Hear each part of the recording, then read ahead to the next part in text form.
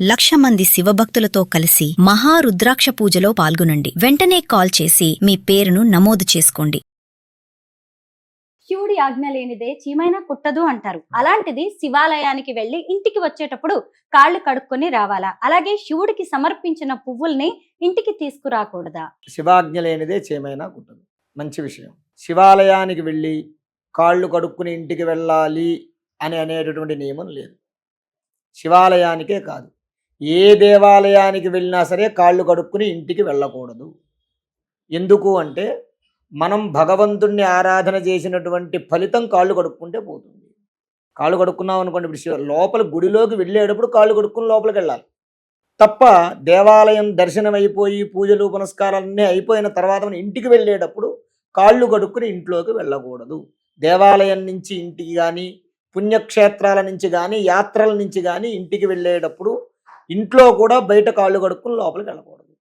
డైరెక్ట్గా లోపలికి వెళ్ళిపోయి ఒక 10 నిమిషాలు కూర్చుని తర్వాత ఏదైనా మట్టో లేకపోతే దుమ్ము అంటుకుంటే కాళ్ళు కడుక్కోవాలి తప్ప, లేకపోతే అది కూడా అవసరం లేదు.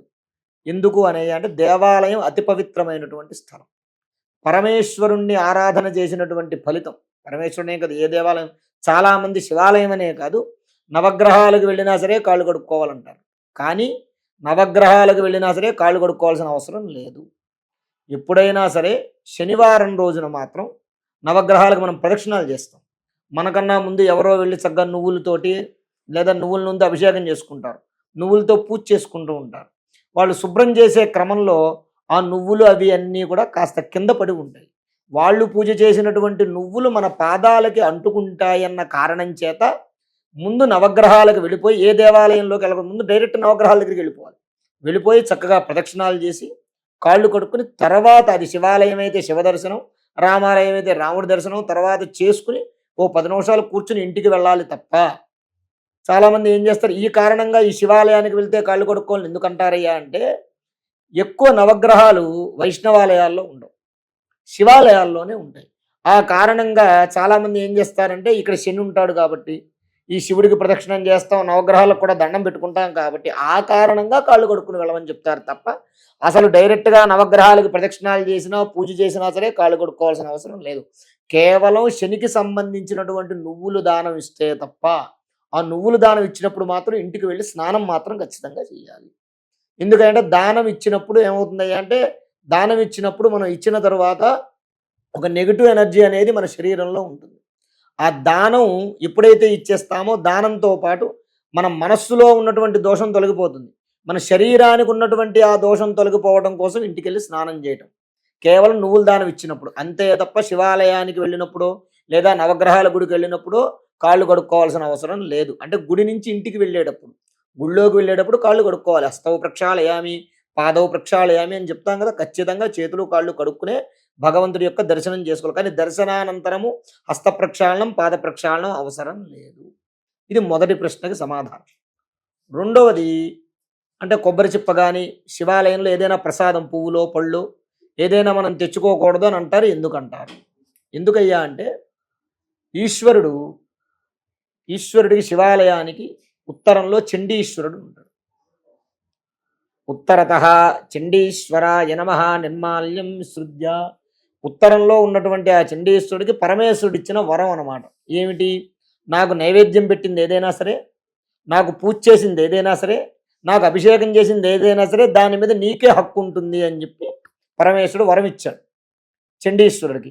అందువల్లే ఉత్తరముఖంగా పానమట్టం ఉంటుంది. శివలింగం మీద మనం నీళ్లు పోసామనుకుని ఎక్కడైనా చూడండి ఉత్తరముఖంగా పానమట్టం ఉంటుంది. ఎందుకంటే ఉత్తరంలో చండీశ్వరుడు కాచు కూర్చుంటాడు.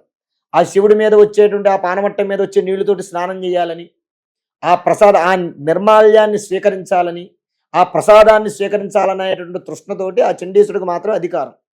ఆ కారణంగా మనం ఏం చేయాలంటే, శివప్రసాదం తీసుకెళ్ళకూడదు, తర్వాత తీర్థం తీసుకోకూడదు, ఇవన్నీ పిచ్చి మాటలు.